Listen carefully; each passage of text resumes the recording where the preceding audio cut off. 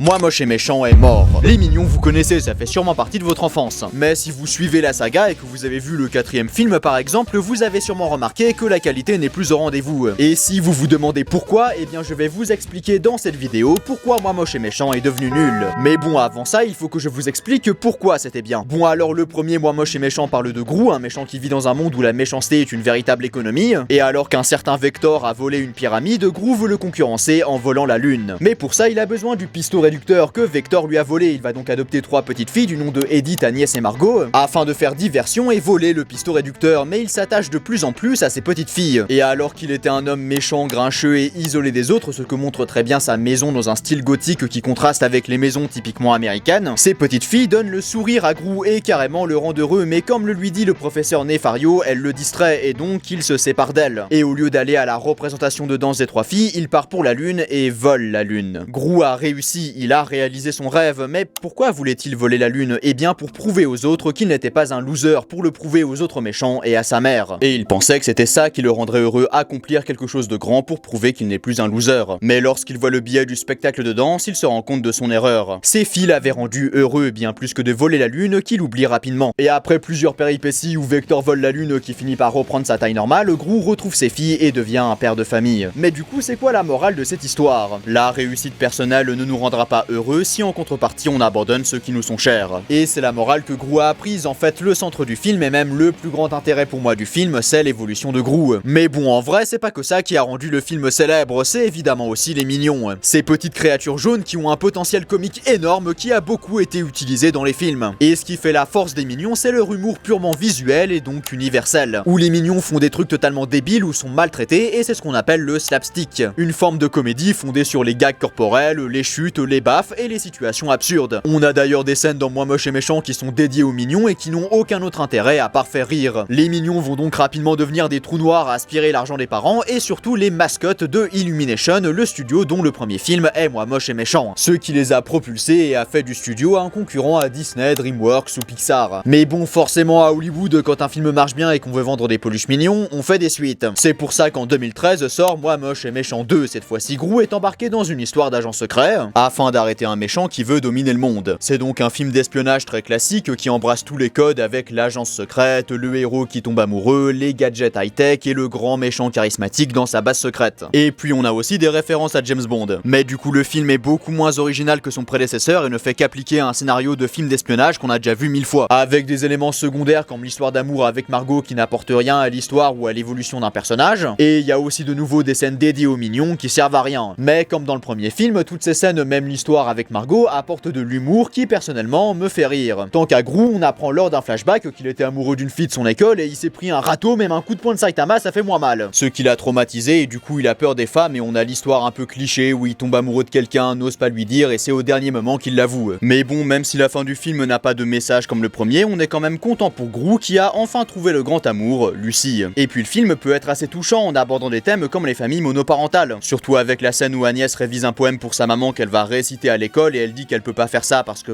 elle a pas de maman, ça fait un petit truc quand même. Mais évidemment aussi le film exploite encore plus le potentiel comique des Mignons qui font toujours autant n'importe quoi et globalement le film enchaîne les scènes absurdes à un rythme effréné. Et j'ai aussi beaucoup aimé la parodie de Village People. Bon voilà, Moi moche et méchant 2, j'ai moins aimé que le premier mais ça reste quand même très sympa. Et c'est là qu'arrive le 3ème film. Moi moche et méchant 3 parle donc de Balthazar Bratt, une ancienne star d'Hollywood des années 80 qui est devenu méchant après que la série qui l'a rendu célèbre a été annulée. C'est donc un ennemi qui veut se venger d'Hollywood mais qui est également nostalgique. Il écoute de la musique des années 80, possède des objets des années 80 et s'habille comme dans les années 80. Puis d'un autre côté, on a Gru et Lucie qui tentent de l'arrêter et les Mignons eux sont nostalgiques de l'époque où ils étaient méchants. Donc à ce moment-là du visionnage, je me disais que la thématique principale du film ça allait être la nostalgie et qu'on allait peut-être avoir un moment où Gru est tenté de redevenir méchant mais finalement ne cède pas, ce qui l'opposerait à Balthazar qui lui n'arrive pas à laisser mourir le passé, sauf que alors pas du tout. Gru n'est jamais tenté de redevenir méchant, à chaque fois qu'on lui propose soit il dit non soit il fait semblant de l'être. Ce qui est un peu bizarre parce que rien qu'avec ce plan où Gru est triste et regarde la lune, on comprend qu'il est nostalgique de l'époque où il était méchant et où il voulait voler la lune, sauf que la thématique n'est jamais exploitée dans le film. Mais du coup c'est quoi l'évolution du personnage? Y en a pas. Et parlons aussi des intrigues secondaires. Déjà on a Lucie qui essaye de devenir une bonne maman mais on n'a pas vraiment de conclusion à cette intrigue. Margot lui fait bien un câlin à un moment pour la remercier mais avec les autres filles rien et on n'a pas vraiment l'impression qu'à la fin du film la situation a évolué. Il y a aussi une intrigue où Agnès essaye de trouver une vraie licorne, et puis c'est vraiment juste là pour rallonger le film artificiellement. Puis on a l'intrigue avec les mignons qui vont à une parodie d'un incroyable talent, vont en prison puis s'échappent, mais pareil ça n'apporte pas grand chose au film. Et vous allez me dire que c'est comme avant, c'est des scènes qui servent à rien mais qui sont marrantes, sauf que là c'est une intrigue entière qui est dédiée aux mignons, et qui est un peu longue pour rien, surtout que c'est pas les péripéties les plus drôles qu'on a eu jusqu'à maintenant avec les mignons. Mais encore pire, ça fait qu'on voit très peu les mignons vu qu'ils sont séparés de Gru et qu'on s'attarde surtout sur lui vu que c'est le perso principal. Donc le film utilise moins le potentiel comique de ces créatures jaunes vu qu'ils ont moins de temps d'écran. Mais bon, après ce troisième opus, j'avais l'impression que cet univers n'avait plus grand chose à raconter et qu'ils avaient essayé de meubler le film avec ce qu'ils pouvaient. Ah, et au fait, Gru a un frère jumeau maintenant qui sert à rien à part faire des blagues et n'a pas vraiment d'évolution à part pardonner son frère après un cliché du menteur révélé. D'ailleurs, leur réconciliation c'est littéralement ça. Bro, tu m'as menti et insulté. Je suis désolé bro. D'accord bro, je te pardonne. Mais on n'est pas sur le bouquet final, le pire arrive maintenant. Donc Moi Moche et Méchant 4 parle de Maxime le Mâle, un ancien copain de classe de Gru qui veut se venger de lui après s'être échappé de prison. Gru et sa famille vont donc devoir se cacher et prendre de nouvelles identités pour ne pas se faire repérer. Sauf que Maxime va les repérer au bout d'à peu près 1 heure de film. Mais du coup il se passe quoi avant?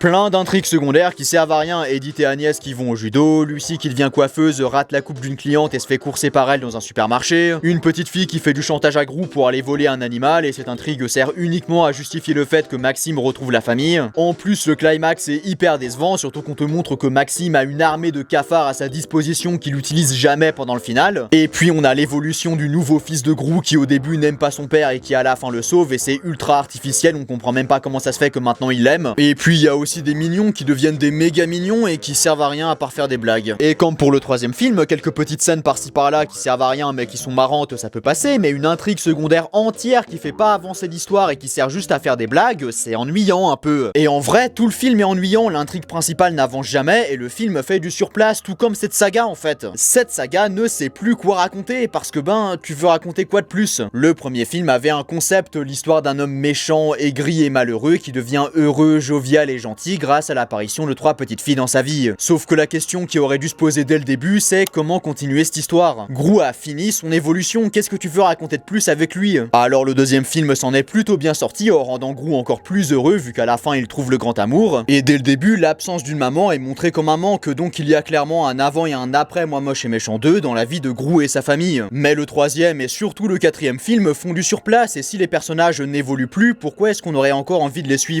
Ce n'est plus qu'un enchaînement de scènes qui servent à vendre encore plus de jouets mignons. La seule chose qui est mieux de film en film, c'est la qualité de l'animation, ça on peut pas le nier. Mais alors, que faire pour cette saga? Eh bien la réponse est souvent la même quand on parle d'une saga qui a chuté, arrêtez. Mais ils ne le feront pas parce que ça rapporte de l'argent. Après, l'autre solution qu'on a aussi souvent, c'est faire des films qui ne continuent pas l'histoire principale, mais qui se passent dans le même univers, et c'est ce qu'ils ont fait avec les films mignons. Mais bon, quoi qu'il en soit, Moi Moche et Méchant est une saga qui aura fait rire des millions d'enfants. Les mignons, Gru et sa famille resteront dans les mémoires, et même si les derniers films ne sont plus aussi bien qu'avant, rappelons-nous tout ce qui a fait le succès qu'elle a aujourd'hui.